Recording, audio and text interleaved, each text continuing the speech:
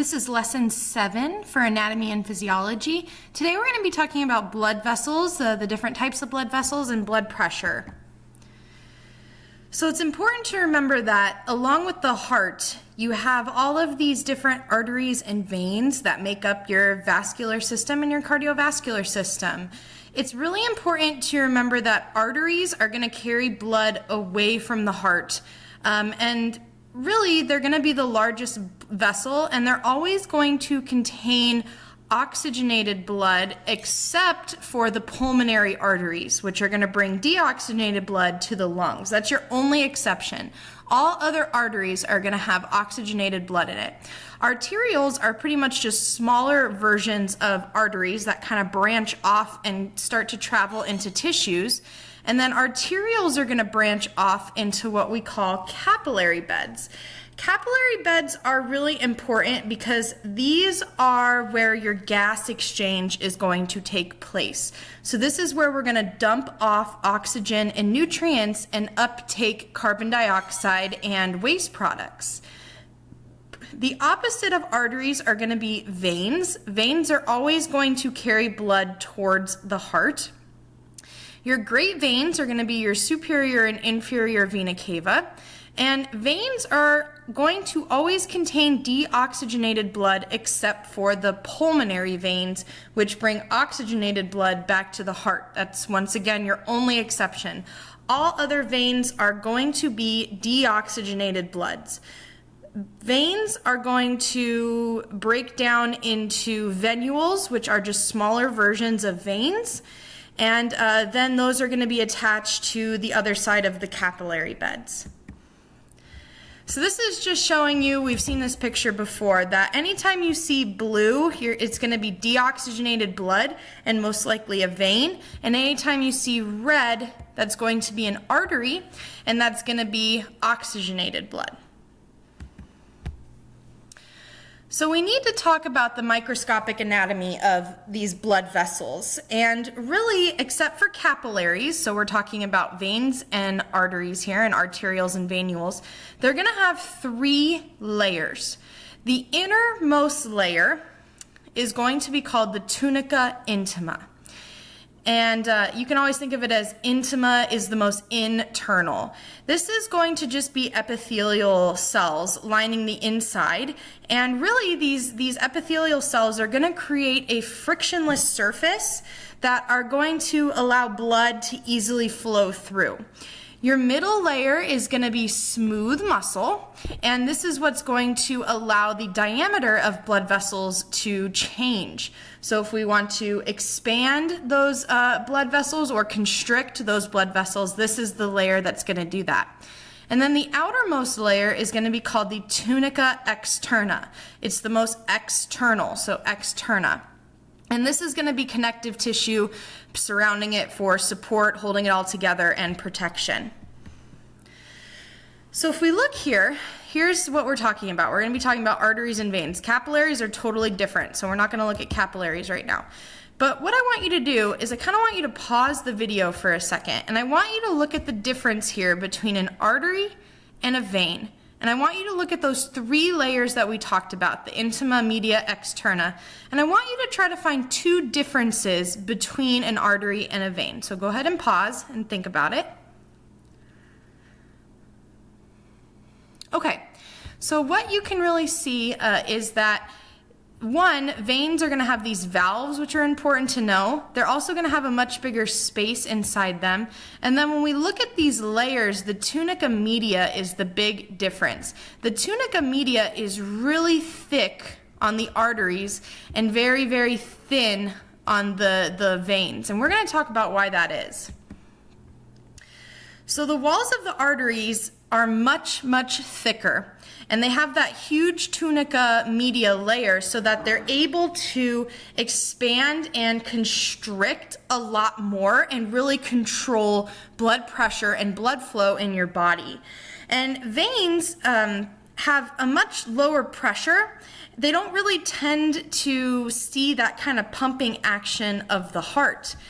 And because of that, we have to have those valves that help with the backflow of blood. So on that picture, remember I said look at the valves. That's because veins don't get that kind of same blood pressure as arteries. Arteries have much higher blood pressure because the heart, when it pumps, it's literally forcing blood through them.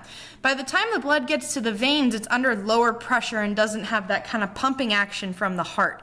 So how we deal with that is, one, the lumen is much larger, the space, so blood can flow easier through it. And then they have those valves that open and close to prevent any backflow happening. And then also skeletal muscles contract and help to squeeze blood towards the heart. So if we look here, this is a picture of a vein, and what's really cool is, especially like when you get out of bed in the morning, when you get out of bed, the skeletal muscles in your legs really start to contract and force blood up back to the heart. And you can see that the blood flow is only going to go in one direction because this valve here is going to close once the blood is kind of done going through it. And these valves open when that blood is kind of forced up against them. All right, so now we're going to move on to capillary anatomy. Now remember when we talked about arteries and veins, they're going to have all three layers, the media, the intima, and the externa. Capillary anatomy, so much different because the function is much different. So they just have the tunica intima, and it's literally one single epithelial cell on either side of the capillary wall. And you're thinking, well, why would it only be one cell thick? And that's because we have to have very quick, fast, and easy diffusion occurring. We have to be able to take oxygen from the capillary and push it into the tissue and do the same thing with carbon dioxide. And when we do this, we don't want to use any energy. We don't want to have it be slow. So that's why we only have it one cell layer thick. So if we look here, this is a capillary bed. Okay, so we're going to talk more about this. So these capillaries here are going to only be one cell layer thick so that the oxygen, okay, this would be oxygen leaving, can very easily go into the tissue, and then we can uptake carbon dioxide quickly from the tissue back into the bloodstream. And we call this microcirculation, and honestly, this is one of the coolest things to talk about. I think this is really interesting. So microcirculation is the blood flow from the arteriole, so that's the small artery, all the way to the venule. So it's going through the capillary beds. And capillary beds have two types of vessels. They have what are called vascular shunts and a true capillary. So the vascular shunt is basically a capillary that starts at the arteriole and it's a one-way shot to the venule. It goes straight through. And then branching off of those vascular shunts are called true capillaries. And this is where the gas exchange is actually taking place. And attached to these true capillaries are called precapillary sphincter muscles. Anytime you see that word sphincter, it means it's a circular muscle. So basically these circular muscles can constrict when they contract, and they can actually shut blood flow off to a certain area. So if we look here, I think this is so cool. So this is your arteriole, this is your venule. Microcirculation is blood flow through them. This is your vascular shunt. See how it's just a straight shot from the arteriole to the venule. Now, let's say, for instance, this is our digestive system. Let's say this capillary is somewhere in our digestive system tissue. And you're in a situation right now where you're in fight or flight. Maybe someone comes up to you threatening to fight you, or you see something that's very threatening and you're going to run away. What happens is your nervous system will basically cause these precapillary sphincters to constrict, and it's going to completely shut kind of blood flow down to that tissue or decrease it, which is important because when we're in fight or flight mode, we're not concerned about the digestion of our food. We're concerned with increasing blood flow to our brain, into our skeletal muscle, into our lungs, so that we're able to fight or run away. So this is how that blood flow to tissues is ultimately controlled by these precapillary sphincters constricting and expanding and really allowing blood flow to go to these true capillaries and have your gas and nutrient exchange. So it's really interesting how I think this happens. So the next couple slides I'm going to just show you, these are really good to study when you're looking for your exam. I'm not going to make you know all of these, I'm just going to make you know a few of them. And as you can see, a lot of the veins are the same as the arteries. They have the same names, which is really nice. But these are the major ones that you're going to need to know for your exam. So the femoral is going to be in your thigh, popliteal is in the knee area. For example, brachial, subclavian's up by the neck, brachial is in the arm, tibial is going to be lower leg, radial is going to be forearm, and ulnar is going to be forearm.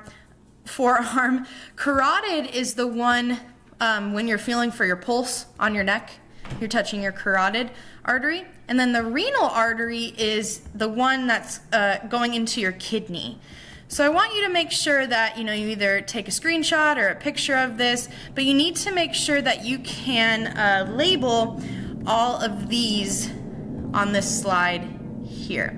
And the only reason I'm having you know the arteries is because the veins are going to be right next to them. You're going to have a femoral vein that's going to be right next to the femoral artery.